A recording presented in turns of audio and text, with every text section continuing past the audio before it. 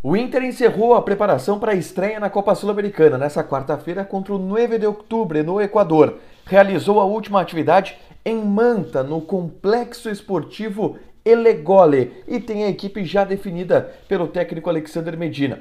A delegação do clube da casa fez inclusive um mimo, um presente para a delegação colorada. Enquanto isso, manifestações importantes. Alexander Medina fala sobre o posicionamento de Edenilson e sobre o foco que ele deu nas 2 semanas de intertemporada para o acabamento ofensivo. E Bruno Mendes falou sobre o processo de negociação e do seu futuro. Ele fica no Inter ou volta para o Corinthians? Esse é o Diário do Inter KTO. Terça-feira, 5 de abril de 2022.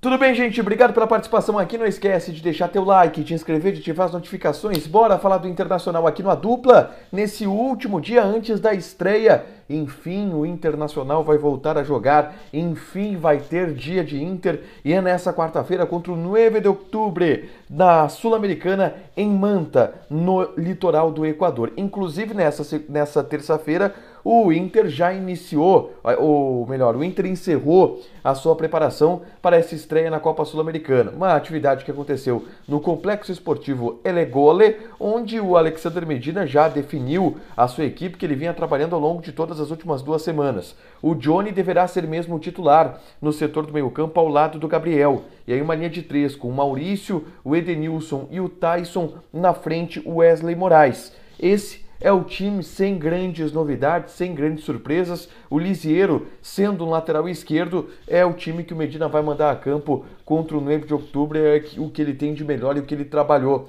ao longo dessas últimas semanas. O Rodrigo Oliveira, nosso colega de GZH, ele está no Equador e ele conversou com o Alexander Medina, uma entrevista exclusiva que o Alexander Medina deu para a Rádio Gaúcha.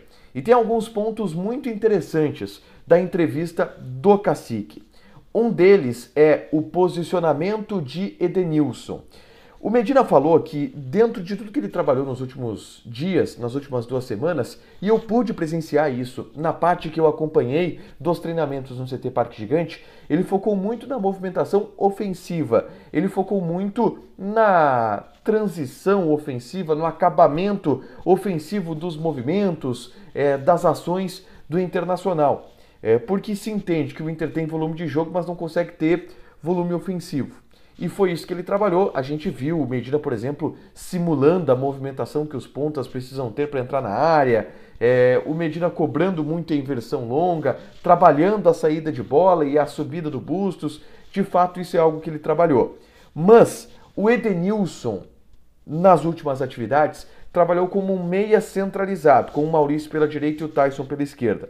E o Rodrigo perguntou para ele por que o Edenilson naquele posicionamento. E ele disse: o Edenilson é um jogador que finaliza muito bem. É um dos jogadores que mais faz gols do meio para frente no Internacional. Então a ideia é deixar o Edenilson, que tem esse caminho do gol, que sabe finalizar, mais próximo da área, mais próximo do gol. E por isso ele joga como um meia centralizado, vai jogar encostando no Wesley Moraes. Essa é a ideia do Medina para essa partida contra o 9 de outubro. Depois, com os pontas voltando, aí isso deve mudar. O Tyson deve jogar por dentro, talvez o Edenilson recue um pouco mais. Ele até fala: se os jogadores da frente começarem a produzir ofensivamente em termos de gols, eu posso retornar com o Edenilson para outras funções. Mas agora eu preciso dele ali, porque ele é o melhor jogador do time e a atenção precisa ser dada naquele setor. Esse é o pensamento do Medina para colocar essa equipe em campo e esse modelo com o Edenilson sendo um meia centralizado. Então é isso, as 2 semanas muito focadas na parte ofensiva do Internacional, e é nisso que a gente pode ver mudanças na partida dessa quarta-feira, além, é claro, daquelas que a gente já citou: o Lisiero como lateral esquerdo, caindo como terceiro zagueiro, Gabriel e Johnny, o Bustos avança, o ponto esquerdo que vai ser o Tyson abre, é o Inter para encarar o 9 de outubro.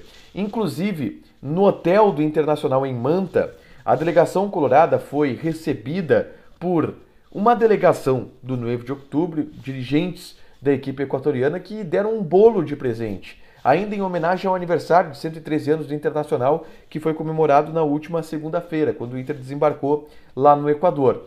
Um gesto bem legal da equipe equatoriana, um gesto de respeito, Ninguém do Inter comeu esse bolo, obviamente, porque não se sabe o que pode acontecer, mas todo mundo ficou bem feliz pelo clima de hospitalidade, agradeceram. Só não comeram um bolo. Eu conversei com alguma pessoa que está lá na delegação no Equador e perguntei isso. Vem cá, onde é que foi parar esse bolo? E o cara falou, não, a gente não comeu não, porque a gente não sabe a procedência Libertadores. Aliás, Sul-Americano, não é Libertadores, tem que se cuidar de absolutamente tudo. Outros assuntos importantes aqui, tá? Só de passagem, a Ponte Preta anunciou o empréstimo do Nicolas, tá? Ou melhor, a contratação do Nicolas por empréstimo. Jogador que é do Internacional, que quase acertou com o Brasil, a Ponte Preta atravessou a negociação e ele foi ir para a Ponte Preta. E o Brasil de Pelotas anunciou o Lucas Mazzetti. Os dois jogadores já não estão mais no elenco do Inter, sequer viajaram, obviamente, para o Equador. Então, Nicolas e Lucas Mazzetti estão fora do Inter. O Nicolas vai jogar a Série B, Lucas Mazzetti vai jogar a Série C do Campeonato Brasileiro. Mas uma última que eu queria trazer é em relação ao Bruno Mendes. O Bruno Mendes, lá no Equador, deu uma entrevista coletiva e falou sobre diversos assuntos, é claro. E ele foi perguntado sobre a permanência dele no Internacional e sobre como que estão as definições em cima do futuro dele, já que o Bruno Mendes tem um contrato se encerrando na metade do ano e não sabe muito bem o que vai acontecer com o futuro dele. Ele disse que existe negociação entre Inter e Corinthians e que ele não está muito a par da história porque ele está focado no próximo jogo, aquela história. E que ele vai ver o que vai acontecer. Mas disse que existe uma conversa do Inter e do Corinthians, uma indefinição ainda em cima do seu futuro, não se sabe se essas conversas elas vão resultar numa permanência dele. O Inter está dando uma esfriada na negociação, deixando ela em banho-maria para que o jogador não receba propostas de outros clubes da Europa e assim o preço dele baixe. O Corinthians quer de 4 a 6 milhões de dólares. Não vai levar. Ele é titular da zaga. Lá pelo meio do ano o Inter deve fazer algum tipo de proposta para o jogador. Essa deve ser a estratégia do Internacional. Para fechar, senhores, vamos falar de KTO. Olha só, queria mandar um abraço para o Rodrigo Aires, queria mandar um abraço para o Cássio, que nos deram R$100 de cashback aqui para a gente dar uma postada na Champions League e na Libertadores da América. O que eu vou sugerir aqui é uma múltipla simples, tá?